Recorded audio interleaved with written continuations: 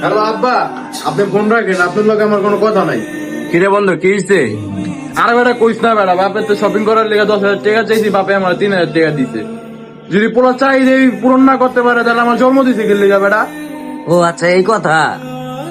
হ, তোর তো বাবা আছে, আমার যে বাবাই নাই।